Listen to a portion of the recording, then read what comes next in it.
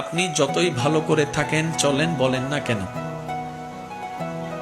আপনি সমালোচনা থেকে বাঁচতে পারবেন। কিছু সত্য আছে মানতে না চাইলেও মেনে নিতে হয়, বাস্তব। আপনি যতই ভালো করে চলেন, করেন, থাকেন, বলেন না কেন, সমালোচনা, বদনাম থেকে আপনি কখনো বাঁচতে পারবেন না। আপনি এর কাছে ভালো হলে দুইজনের কাছে আপনি খারাপ নিশ্চিত হবেন।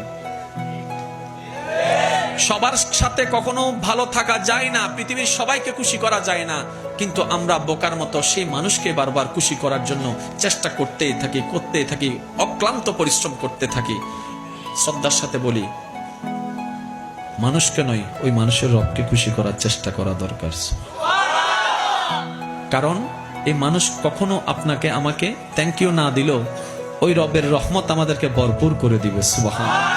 তাহলে সমালোচনা, বদনাম আপনি যদি মনে স্থান দেন, আপনার মন বারবার আঘাত প্রাপ্ত হবে, কষ্ট পাবে।